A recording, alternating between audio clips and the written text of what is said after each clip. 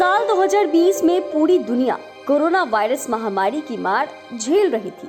इस दौरान कई देशों में लॉकडाउन लगा दिया गया था, तो भारत में भी 20 मार्च 2020 को देश भर में कोरोना वायरस महामारी के चलते लॉकडाउन लागू कर दिया गया था। जो जहां जैसे था उसी दशा में घर की ओर भागने लगा। चारों ओर हाहाकार मची हुई थी। इस दौरान ट्रेन, बसें, सभी वाहनों का पहिया जाम हो गया था। रेलवे हो, फ्लाइट, कहीं पैर रखने तक को जगह नहीं था।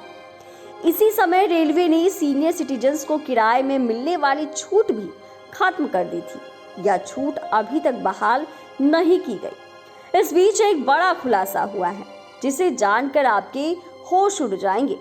दरअसल पिछले 4 साल में रेलवे ने सीनियर सिटीजन्स को मिलने वाली छूट को खत्म कर 5,800 करोड़ रुपए कमाए हैं।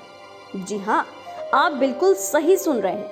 आपको बता दें कि लॉकडाउन से पहले रेलवे की ओर से महिलाओं को किराए में 50% और पुरुषों को 40% की छूट मिलती थी।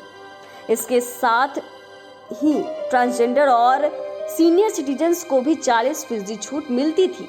दरअसल रेलवे के मुताबिक 60 साल और उससे अधिक उम्र के पुरुष और ट्रांसजेंडर और 58 वर्ष और उससे अधिक उम्र की महिलाएं वरिष्ठ नागरिक मानी जाती हैं। रेलवे की ओर से छूट की सुविधा खत्म करने के बाद सीनियर सिटीजन्स को ट्रेन यात्रा के लिए अन्य यात्रियों की तरह पूरा किराया देना होता है।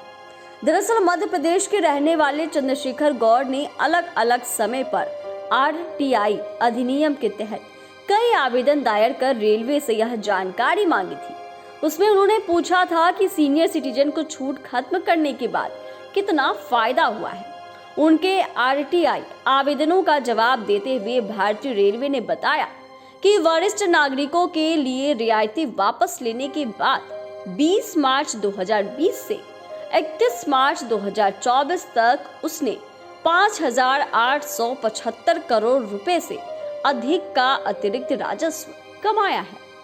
गौड़ ने कहा कि मैंने RTI अधिनियम के तहत 3 आवेदन दायर किए। पहले आवेदन में रेलवे ने मुझे 20 मार्च 2020 से 31 मार्च 2022 तक का अतिरिक्त राजस्व आंकड़ा मुहैया कराया। दूसरे आवेदन में 1 अप्रैल 2022 से 31 मार्च 2023 तक का आंकड़ा सामने आया है। वहीं फरवरी 2024 में दाखिल तीसरे आवेदन में मुझे 1 अप्रैल 2023 से 31 जनवरी 2024 तक की जानकारी दी गई।